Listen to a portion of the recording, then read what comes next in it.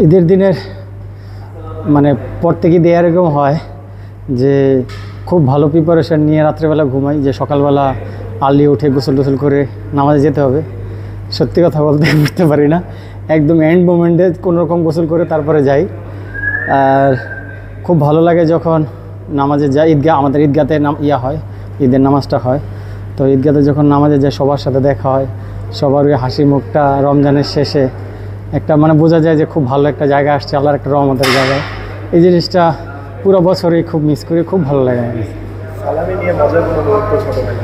সালামি নিয়ে আসলে মজার ঘটনা বলতে একবার মানে ওই সময় ছোট ছিল, তো আমার চাচু উনি করছে কি, এই 2 টাকা দামের নতুন নোটগুলো যেগুলো আছে ওগুলো নিয়ে আসছিল।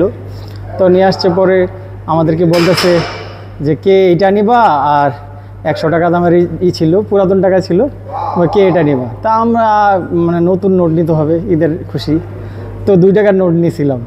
পরে যখন ওই টাকা নিয়ে খাওয়া দাওয়া করতে গেছি, দেখি যে আমার কাজিন যে 100 টাকা নিয়েছে, তো ও দেখি অনেক কিছু খাইতে পারতেছে, আমি পারতেছি না, পরে অনেক কান্নাকাটি চলে আসছিলাম। এই জিনিসটা খুব মানে লাগে যে কত ছোট ছিলাম যে বুঝি না যে কোনটা ভালো কোনটা মন্দ। এখন তো বড় হয়ে গেছেন, এখন তো নিশ্চয়ই সালামি দিতে পারেন। হ্যাঁ, এখন আসলে ওই মানে ওই উৎফুল্লটা এই জন্য থাকে যে আমি ওই যে জিনিসটা ফিল করছি, এই জন্য নতুন টাকায় ম্যানেজ করার চেষ্টা করি বাচ্চাদের জন্য, যাতে দিলে ওদের যে হাসি মুখটা যে ইয়াটা লাগে ওটা খুব ভালো লাগে দেখতে। ঈদের দিনটা কতটা? ঈদের দিন অবশ্যই আমাদের মুসলমানদের জন্য অনেক আনন্দের একটা দিন, কারণ আমরা খেলাধুলার জন্য অনেকে রোজা রাখতে পারি না।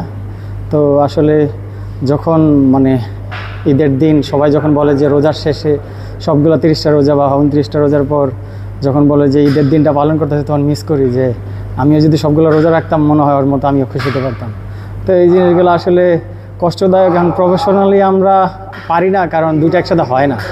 যেমন যদি রোজা রাখি মাঠে গেলে 100% চাইলেও এফর্টটা আসে না, বডি সাপোর্ট করে না, যার কারণে আসলে একটা ছাড়তে হয়।